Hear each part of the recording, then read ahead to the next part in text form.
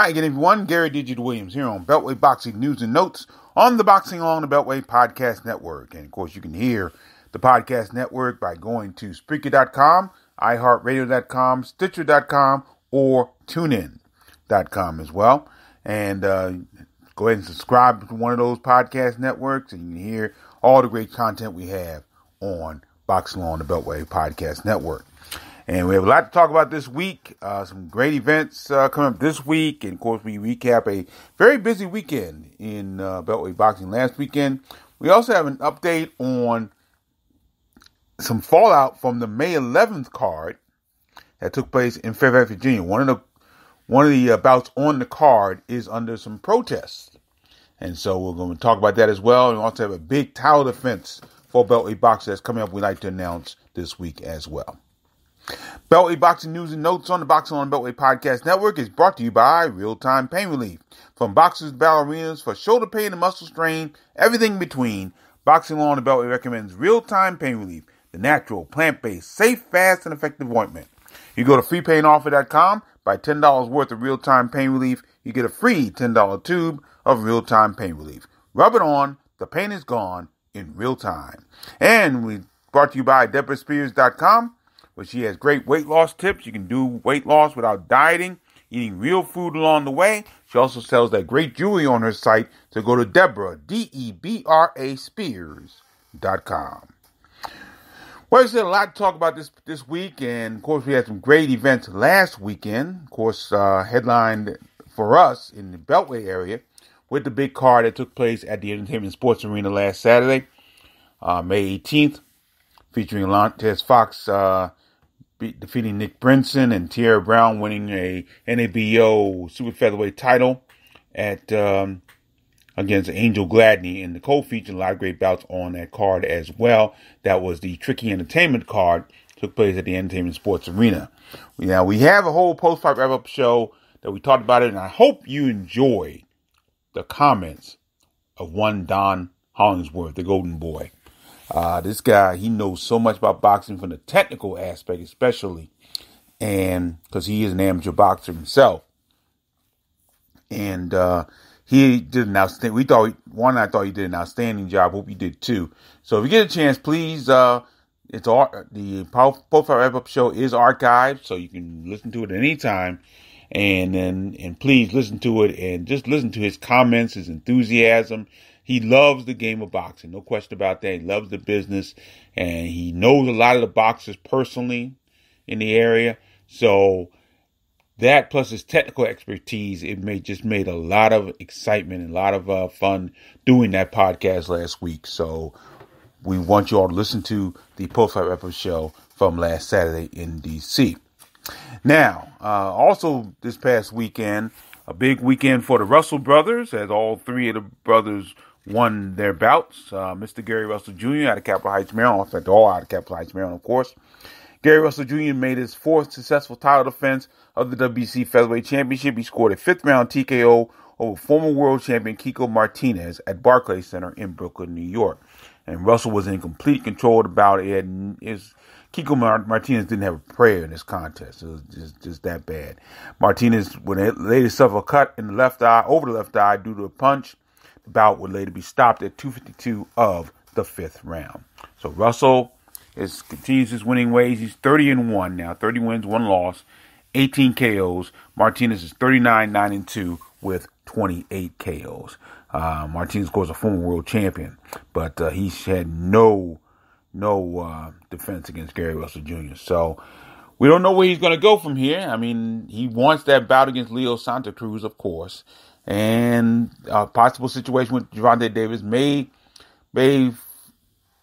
be in horizon, but I don't know. We'll see about that. But I would love to see him get that bout against Leo Santa Cruz. I think that's what he really wants. He really wants that one. No question about that.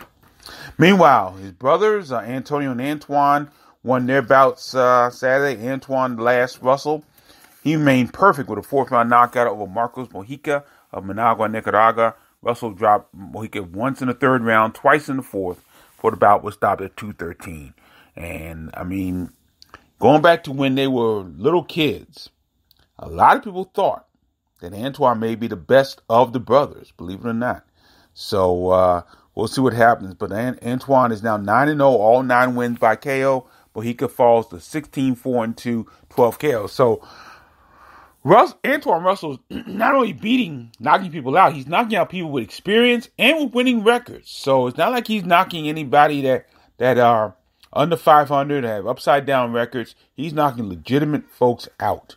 So that's interesting to see what happens there. Meanwhile, Antonio, another Russell, he's the bantamweight. He won his bout by 6th-round technical decision over Saul Eduardo Hernandez of Lakeside, California, by way of Tijuana, Mexico. Russell accidentally hit Hernandez with an accidental low blow. Hernandez could not recover. The bout was stopped. Russell was ahead on all scorecards at the time of the stoppage. Russell's now undefeated. He's still undefeated, 14-0, 11 KOs. Hernandez's record evens at 13-1 with 8 KOs. Same way Antonio. Antonio is beating guys with experience, but he's also beating some guys with winning records as well. So that's helping him out as well. So these, I tell you, you talk about, and people get on the Russells and get on Gary Russell Jr. for only fighting one time a year. But I'm telling you, these guys do their things their own way. Their father, Gary Sr., who just celebrated his birthday, 60th birthday, they do things their way. And their way has been successful for as long as I've known them. And they are definitely forces to be reckoned with, have been for a long time in the boxing business. So congratulations to the Russell brothers, all winners in Brooklyn, New York at Barclays Center. Meanwhile, over at the Powell Center in Hockinson, Delaware, a couple of Beltway boxers had some tough outings. Cambridge, Maryland super welterweight Dontre pound for pound king. He lost a 4-round unanimous decision to Brandon Mullins of Newark, Delaware. Our old buddy Daniel Cork, the ringside photographer, he was in Delaware for this one, and he said that the bout was a strange one. Mullins drove King into ropes in the second round, landed a couple of shots onto King's back.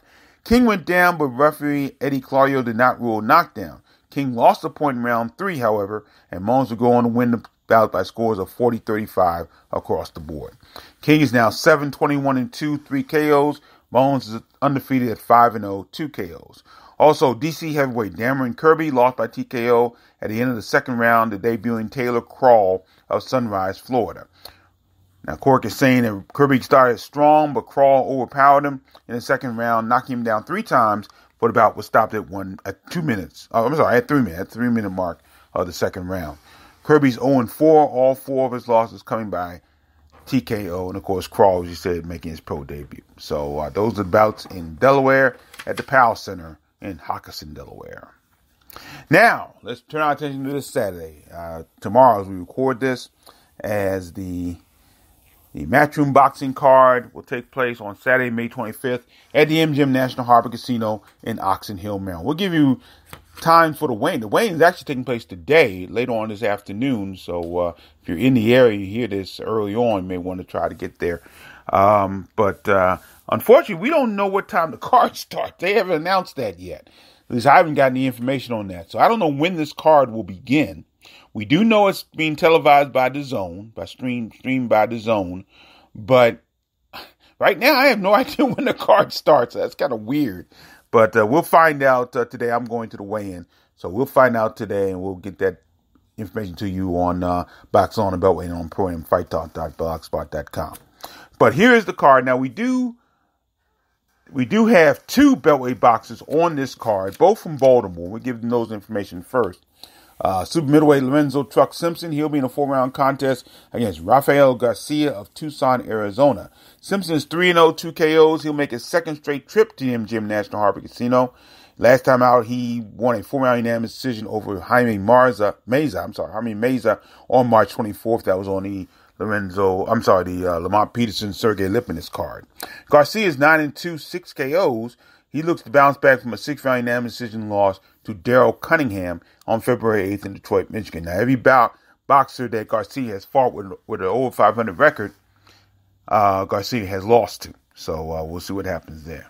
Also on this card, he was a late addition to this card, but lightweight Mac Papi Allison IV will be on the card. He'll battle Luis Gerardo Perez Salas of Puebla, Mexico. That'll be about scheduled for 6 rounds. Allison's 9-2-1, 7 KOs, coming off that 4-round unanimous decision win over Darrell Harris on January 26th in Waldorf, Maryland. And actually, the same thing can be said for Allison. Every time he has faced a guy over 500, he has lost. So we'll see what happens here. And Salas is over 500. He's 5-2, 1 KO. Competing for the first time in the United States, he's looking to break a 2-bout losing streak. He won his first 5, now he's lost his last 2. But his last bout came in May of 2018, where he was stopped in the 5th round by Edwin Palomares in Mexico City. So those are 2 Beltway boxers that'll be on this card coming up tomorrow night. Now, before we get to the rest of the card, let me let you know the weigh-in will be open to the public. Starts at 3 p.m. Eastern Time at the National Harbor, but it'll be at the Pier Tent, located next to the Capitol Wheel Pier, and that's we look at 165 Waterfront Street in Oxon Hill. So it's not going to be at the casino. It's going to be at the Pier Tent, and the weather we have now looks good for it, so that should be a lot of fun to see. So that'll be 3 o'clock this afternoon if you can make it there. Now let's look at the rest of the card. First of all, let me say this before I get into it. This card, because there are only 2 Beltway boxers on the card, is not for the quote-unquote Beltway boxing fan. This is for the boxing fan who just loves boxing. Now, if you're a fan and follow the entire sport of boxing, this is going to be a great card for you. No question about that. 4 scheduled title bouts on this card. The main event, one of the top boxers up and coming in the world today. His name is Devin the Dream Haney. He's out of Las Vegas, Nevada. He'll be in a 10-round bout against Tono Moran of Mexico City, Mexico. And the bout will be for Haney's WBC International Lightweight title. Haney is 21-0, 13 KOs. He's won 4 regional titles, and he's ranked in the top 10 by all 4 of the major governing bodies. Now, his last outing, Haney won a 10-round unanimous decision over Oxon Hill on January 11th in Shreveport, Louisiana, and Haney won the WBO Intercontinental and WBC International Lightweight titles on this evening, on that particular night. Now, Haney is also, young as he is, I believe he's only like 22 or 23 years old. He is a promoter as well. He's promoting this bout on this card. He's one of the co-promoters along with Matchroom Boxing. He's going to be promoting his own bout on this card. Moran is 24-3, 17 KOs. He's won 2 Latino regional championships. He's ranked 13th in the world by the WBO. Moran is coming off a 2nd-round TKO over Victor Alejandro Zuniga on December 7th in Mexico City. And this is Moran's 2nd trip to United States. Last time out, Moran lost a 10-round unanimous decision to Jose Pedraza in June of 2018 in Las Vegas. So that's the main event. Devin Haney taking on Antonio Moran for Haney's WBC International Lightweight title. The co-feature should be good. This one might steal the show, as a lot of female box bouts usually do. But this one might do it. It's a matchup of 2 very accomplished female boxers. WBC Super Lightweight champion Jessica McCaskill of Chicago, Illinois. She'll take on WBA Super Lightweight title holder Anahi Esther Sanchez of Buenos Aires, Argentina. This will be a 10-round bout, and both belts, the WBC and WBA Super Lightweight Championships, will be on the line. Now, despite having only 8 pro bouts, McCaskill, who's 6-2 with 3 KOs, she's competing for a 2nd world title. McCaskill won the WBC title in the last outing on a 10-round unanimous decision over Erica Annabella Farias on October 6th in Chicago. Sanchez, meanwhile, is 19-3, 11 KOs. She's won world titles at the featherweight, super featherweight, and lightweight divisions. Sanchez last fought in April 2018. She scored a first-round knockout over Diana Ayala in Pergamino, Argentina, to win the WBA Super Lightweight Championship. So this one's going to be a good one. 10 2-minute rounds for both the WBC and WBA Super Lightweight Championships. Jessica McCaskill is Anahi Esther Sanchez. In the 10-rounder for the WBA International Heavyweight Championship, Michael the Bounty Hunter of Las Vegas he'll defend his title against Fabio Caipira de Aco Maldonado of Sao Paulo, Brazil. Hunter is 16-1, 11 KO. A lot of people may remember his father, Michael Sr., passed away a few years ago. He was a pretty good heavyweight in his own right. He scored knockouts in his last 3 outings, and he makes his second trip to the MGM National Harbor Casino. Now, last time, Hunter fought as a cruiserweight, and he suffered that only loss when he tried to win the WBO cruiserweight title. He lost unanimous decision to Alexander Usyk in April 2017. Now, Alexander Usyk was scheduled to be headlining this card, but he suffered a bicep injury and had to drop out of the card. Maldonado is 26-2, 25 KOs. He's looking to break a 2-bout losing streak. Maldonado is coming off a 10-round unanimous decision loss to Alexander Teslenko. That was on March 29th in Toronto, Canada. So that should be an interesting one as well. Michael Hunter against Fabio Maldonado. In another 10-round encounter, undefeated Filip Hrgović of Zagreb, Croatia. He'll battle Gregory Bad News Corbin of Dallas, Texas, and that'll be for the vacant WBC International Heavyweight title. Hrgović is 7-0, 5 KOs. He'll make his U.S. debut after winning an 8-round unanimous decision over Kevin Johnson back on December 8th in Zagreb. Corbin is 15-1, 9 KOs. He looks to bounce back from his first pro loss on March 16th in Arlington, Texas. He was disqualified in the 8th round against Charles Martin for repeated low blows. So this bout will be streamed on DAZN, also shown on Sky Sports in England and Canal Space in, I believe that's in Mexico, coming up tomorrow night. But I, again, don't have any clue what time this card will begin. So as soon as I find out, we'll let you know. Maybe Juan Marshall and I may do some podcasting from the weigh-in today. So we'll hope to let you know as soon as we can. But the weigh-in today is at 3 o'clock in the afternoon, Eastern Time. Now, other news. We found out that it's pretty much official. They haven't made a press conference about this yet, but it looks like it's going to be official that WBA Super Featherweight Champion Gervonta Davis, he will return home for his next title defense, which will be on Saturday, July 27th at the Royal Farms Arena in Baltimore, Maryland. Now, the ring is quoting sources that say that the opponent for Davis, who's 21-0, 20 KOs, he'll be Ricardo El Cientifico Nunez of La Chorrera, Panama. He is 21-2, 19 KOs. This is supposed to be a mandatory championship challenge for Davis. Davis' last outing, he scored a first-round TKO over Hugo Ruiz on February 9th in Carson, California. Now, this is only the second time that Davis has fought in his hometown as a pro. First time was back on July 20th, 2013. I remember this date so well because it took place at Coppin State University in Baltimore, of course. And you know I'm the PA announcer for the basketball teams over there and the volleyball team now. And Davis scored a second-round TKO over Rafael Casillas in his 4th pro bout. Nunez, meanwhile, makes his United States debut after competing exclusively in Panama. Nunez is coming off a first-round knockout of Eduardo Pacheco on April 30th in Panama City. So, hope to have more for you on that. Looks like Showtime will be televising that show, and it'll be at the Royal Farms Arena in Baltimore, Saturday, July 27th.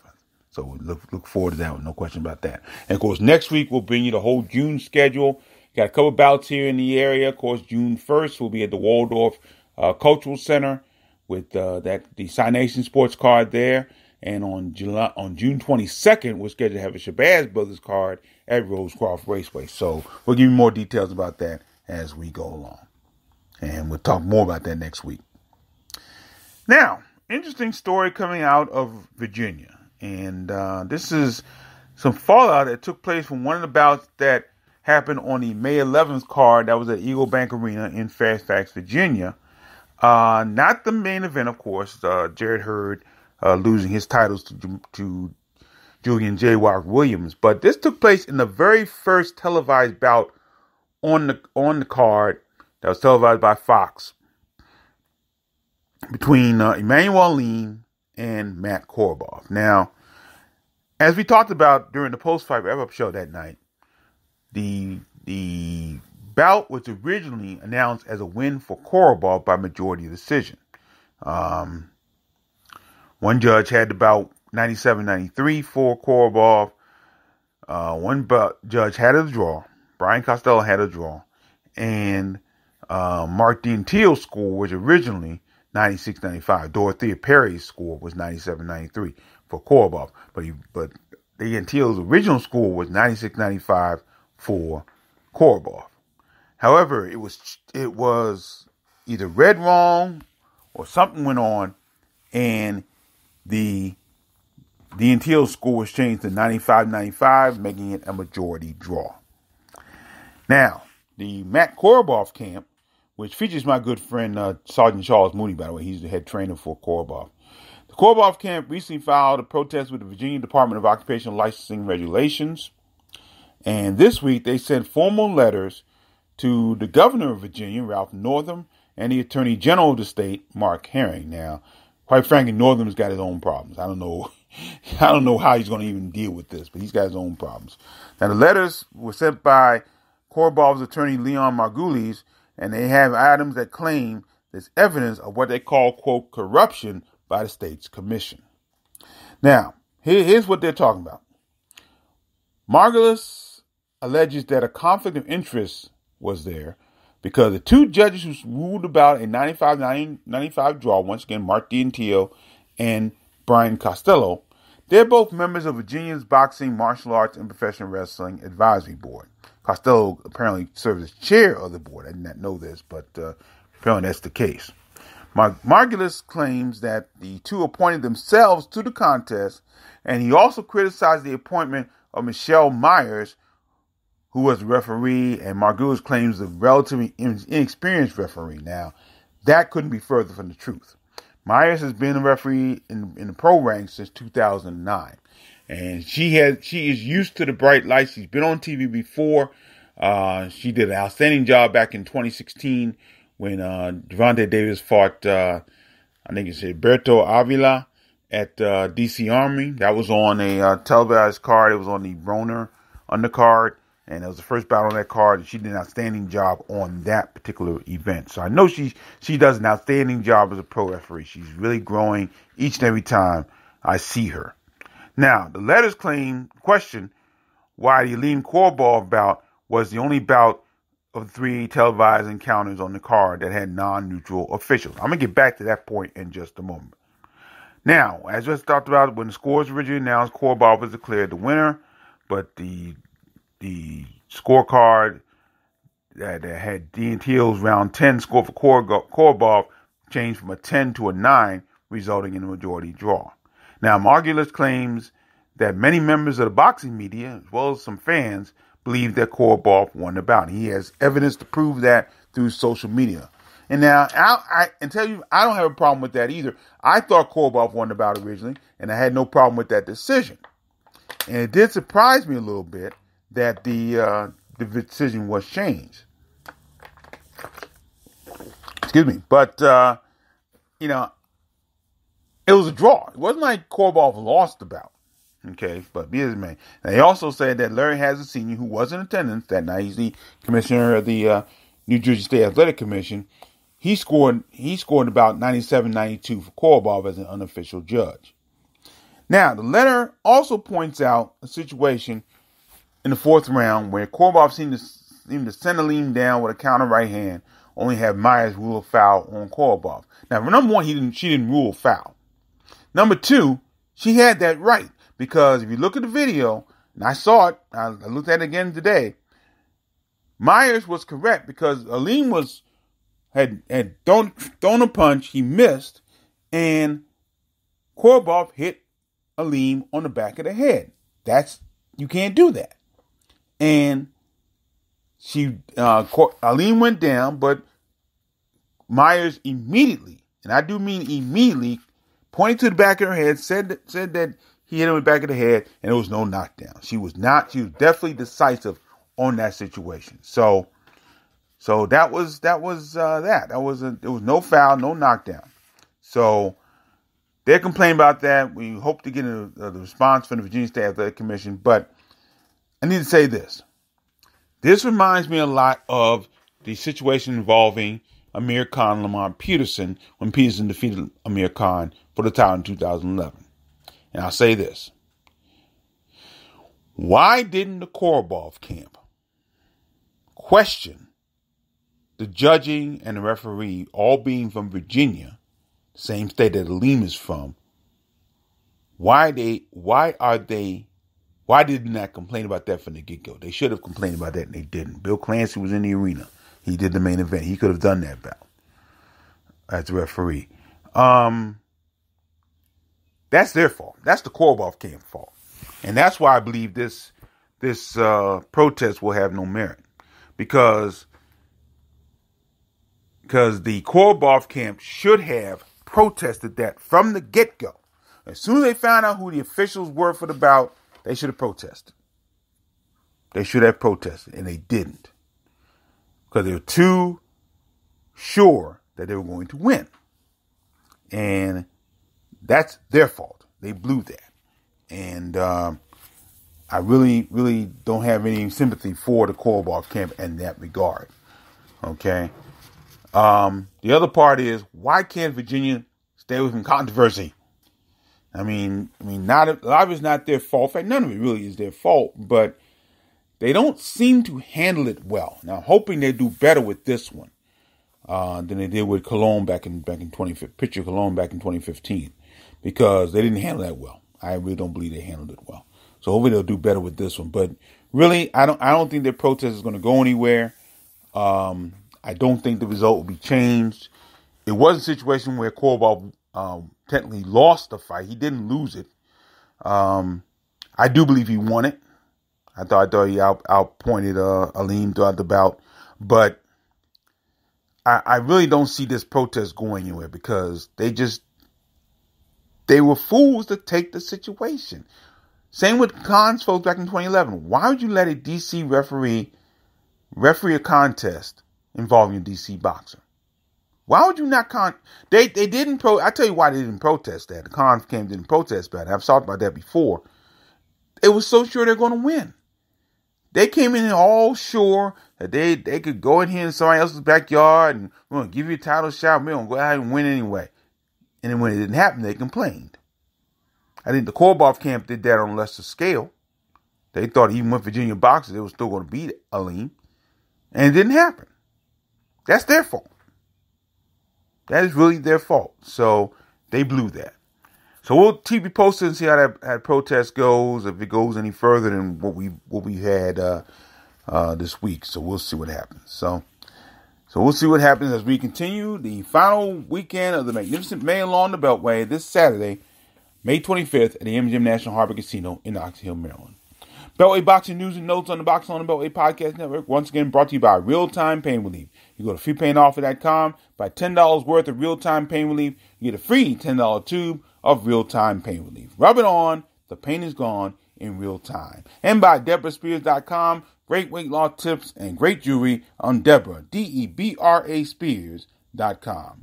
Thanks for joining us, everybody. I'm Gary Digital Williams, and we hope to see you Saturday at the MGM National Harbor Casino in Oxon Hill, Maryland. Thanks for joining us, and always remember, keep supporting the best boxing in the world, the boxing on the Beltway. Thanks for listening. Take care.